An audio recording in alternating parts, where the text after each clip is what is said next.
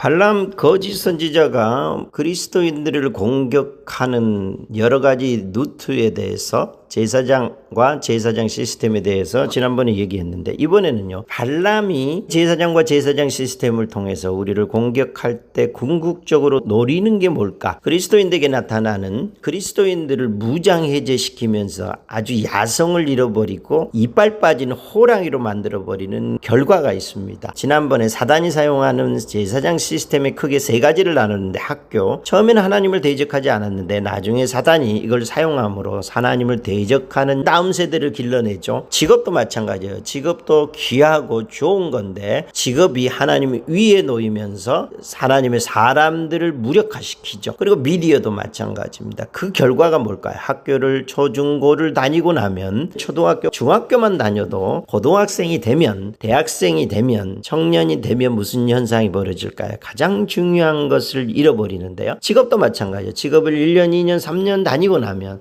4년, 5년, 6년 다니고 나면 그 결과로 그리스도인들이 굉장히 무력화되는데, 그 이유가 뭘까요? 미디어도 마찬가지예요. 미디어를 하루에 3시간씩, 4시간씩 아주 재미있게 봅니다. 아무 생각 없이 우리가 미디어를 볼 때 1시간은 아주 쉽습니다. 2시간도 쉽습니다. 하루 이틀, 3일, 4일, 그리고 한 달에 몇 번씩 아주 쉽습니다. 그러면서 그리스도인들이 잊어버리는 게 있습니다. 무력화시키는데 사단이 노리는 건 단 하나입니다. 그게 무엇일까요? 그것은요, 그리스도인들을 그리스도인답게 만드는 것, 하나님을 하나님답게 섬기는 것, 하나님의 영이 살아서 우리를 이끄시고 우리를 하나님 앞에 가게 만드는 것. 하나님은요, 바로의 그 큰 신전 앞에, 바벨론과 아수르와 로마와 헬라의 그 제국 앞에서 하나님이 선택한 것, 그들처럼 휘황찬란한 신전과 어떤 겉으로 드러나는 것이 아니었어요. 시내산에서 주님이 명확하게 얘기하죠. 나는 너희들에게 어떤 것으로도 보이지 않았고 오직 음성,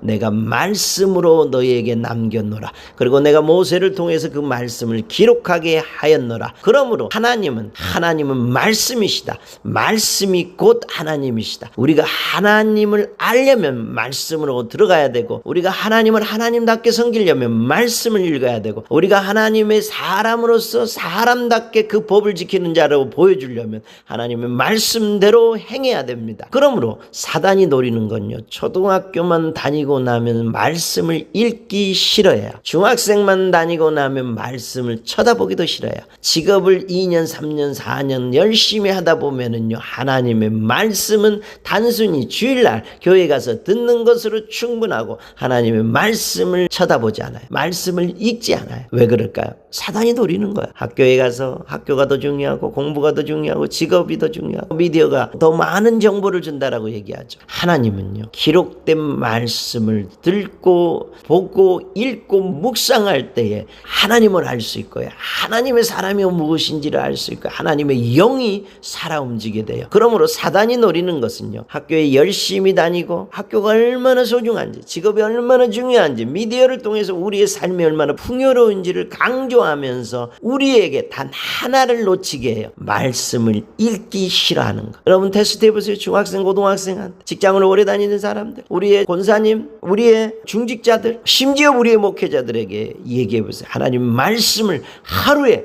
10장씩, 30장씩, 40장씩 읽어야 됩니다. 그리고 묵상해야 되고 그걸 먹어야 됩니다라고 얘기할 때요, 그들의 표정을 보세요. 그리고 예라고 하는데 그 중에 하나님의 말씀을 읽기 위해서 말씀을 들고 말씀을 보고 성경을 넘기면서 읽는 사람은요 10%도 안 돼. 사단이요, 그의 제사장 시스템을 통해서 완전히 그리스도인들을 무력화시켰어요. 그리스도인들의 유일한 무기는 말씀이에요. 예수께서 말씀이셨고 말씀이 육신이 돼서 이 땅에 오셨고, 하나님은 말씀이세요. 말씀 외에 우리가 하나님 백성으로 살 수 있는 길은 없어요. 그러므로 사단이 모든 수단과 방법을 동원해서 그리스도인들에게 말씀을 너희가 설교 시간에 듣는 것, 새벽 시간에, 그리고 주일 예배에 듣는 것으로 충분하다고 얘기해요. 그러면서 그리스도인들을 완전히 무력화시켜버려요. 말씀만이 우리를 살아있게 해요. 그런데 사단은 이것을 그것을 끊어버렸어요. 이제 다시 우리는 태어나야 돼요. 말씀 외에 말씀보다 더 중요한 것, 말씀보다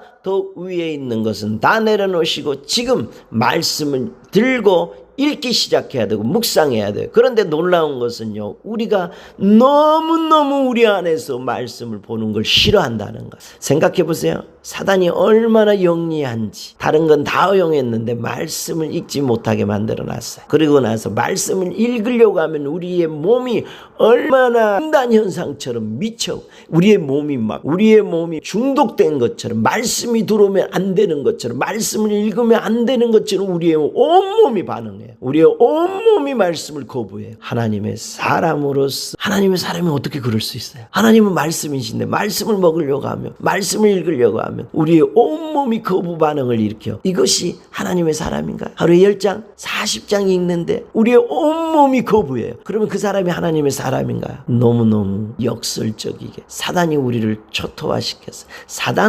사단은 우리에게 있어서 가장 중요한 게 무엇인지 알아요. 말씀이라는 걸 알아요. 그래서 말씀을 처음부터 못 읽게 하는 게 아니에요. 그의 제사장 시스템을 통해서 말씀을 읽지 못하도록 우리의 몸을 완전히 묶어버렸어요. 이제 다시 깨어나야 돼요.